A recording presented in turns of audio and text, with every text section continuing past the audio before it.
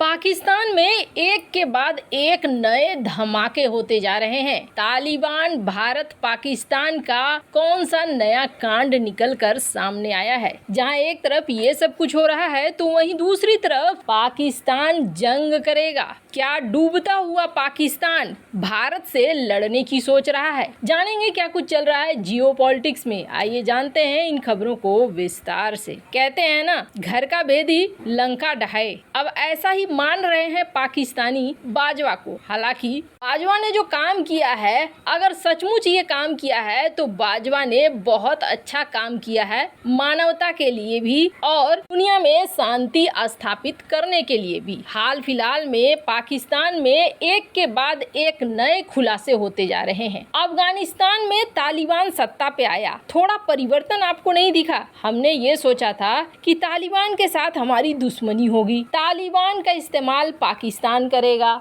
और शायद पाकिस्तान ने भी कुछ ऐसा ही सोचा था कि तालिबान का हम बहुत अच्छा से इस्तेमाल करेंगे और भारत से कश्मीर लेने में तालिबान ही हमारी मदद करेगा। लेकिन चीजें कुछ उल्टी पुल्टी नहीं हो रही है। अफगानिस्तान में तालिबान आता है, लेकिन तालिबान के साथ दुश्मनी के बजाय भारत के रिश्ते सुधरने लगते हैं। भारत ने अपने दूतावास को भी खोल दिया, दूतावास में एक दल भी भेज दिया। यही नहीं, भारत ने अफगानिस्तान को कई टन गेहूं भेजा। इसके अलावा भारत फिर से अफगानिस्तान की मानवीय मदद दे रहा है। इस बीच अफगानिस्तान में एक ताजा किताब आई है और इस किताब ने तालिबान और भारत में रिश्ते सुधारने को लेकर एक बड़ा दावा कर दिया है और इस दावे में बहुत बड़ा खुलासा किया है। सबसे पहले तो किताब है the return of the Taliban और लेखक है हसन अब्बास, जो वॉशिंगटन में पढ़ाते हैं। पाकिस्तानी अखबार डॉन ने इसके हवाले से कहा कि बाजवा ने शांति स्थापना के लिए 2 डील की थी।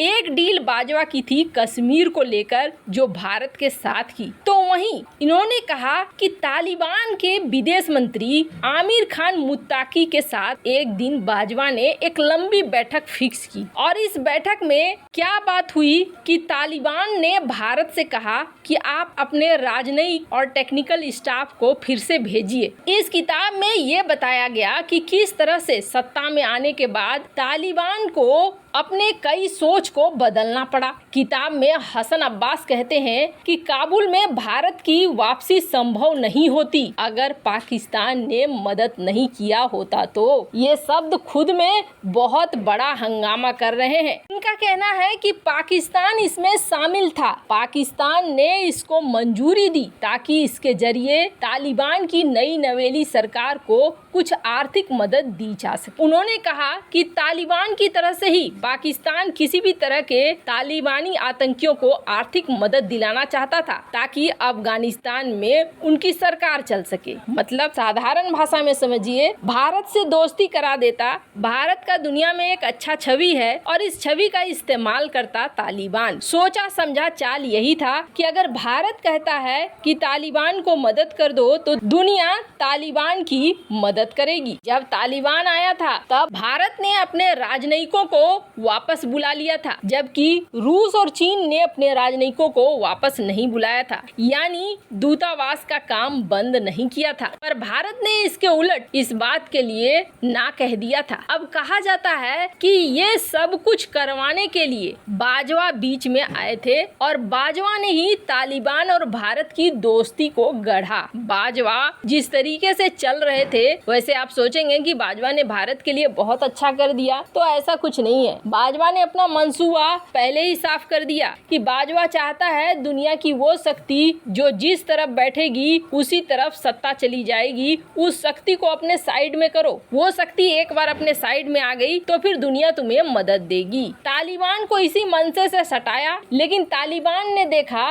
कि अब सरकार बदल गई है, बाजवा चले गए हैं, जनरल मुनीर आ गए हैं, लेकिन हमारा फायदा भारत के साथ दोस्ती को बढ़ाने में है। यही वजह है कि तालिबान के साथ दोस्ती करवाई भले बाजवा ने, लेकिन ये दोस्ती अब बहुत आगे निकल चुकी है। कहा जा रहा है कि बाजवा ने और भी कई कांड किए हैं जो जल्द ही निकल कर सामने आएंगे। खैर, जहां एक तरफ ये सब कुछ हो रहा है तो ये मत समझिए कि भारत और पाकिस्तान में सब कुछ सही हो गया है। तुर्की से जहां अलग अलग तरीके के ड्रोन खरीद रहा है पाकिस्तान, तो वहीं चाइना भी इसे कई तरह की हथियारों की आपूर्ति कर रहा है। लेकिन सवाल ये उठता है कि इसके पास पैसे हैं नहीं। ऐसे नहीं होने की वजह से इसकी सेना जितनी कमजोर है, और बाजवा ने जिस तरीके से खुलासा कर दिया है कि ट्रक में डीजल डालने के लिए भी पैसे नहीं है, उससे साफ समझ में आता है कि जंग लड़ने के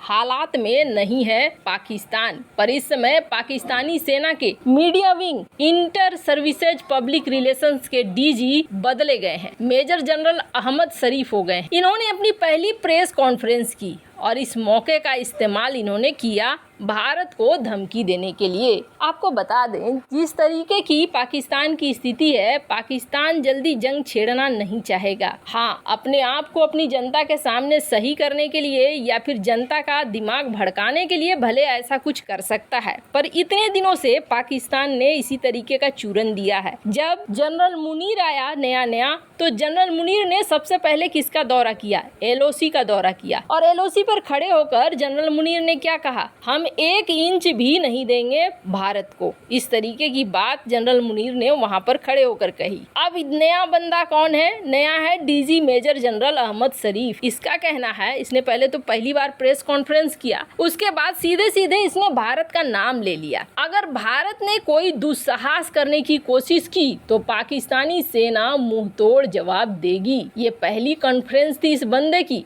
उसके बाद इसने कहा कि अगर किसी गलतफहमी के कारण भारत पाकिस्तान के खिलाफ साजिश रचने की कोशिश करता है तो हम उसका करारा जवाब देंगे। इसमें कोई शक नहीं होना चाहिए। डीजी यहीं तक नहीं रुका, वो बोला अगर जरूरत पड़ी तो हम इस लड़ाई को दुश्मन के इलाके तक भी ले जाएंगे। उन्होंने भारत पर पाकिस्तान के खिलाफ दुष्प्रचार के बेबुनियाद आरोप भी लगा दिए। वैसे आपको बता दें, TTP बलूच विद्रोहियों से पहले से ही परेशान है पाकिस्तान, और इन सब के बीच में सीमा पर इस तरीके की कोई हरकत करने की हिम्मत है नहीं। और जहां तक बात है ये गीदड़ भभकियों की, तो जनरल नियाजी तो याद ही होगा, जिसने सरेंडर किया था अपने 93,000 सैनिकों के साथ। एक दिन पहले तक वो यही कह रहा था कि हम भारत के अंदर तक पहुंच गए हैं, हम भारत को जीत लेंगे और ये जंग खत्म होगी तो तभी खत्म होगी जब हम जीत जाएंगे। और पता चलता है कि अगले दिन यही बंदा सरेंडर के कागजात पर साइन कर रहा है। इसके तो बड़े बड़े फोटोग्राफ्स निकालकर भारतीय सेना ने अपने कई चैम्बर में लगवा लिए हैं। ऐसे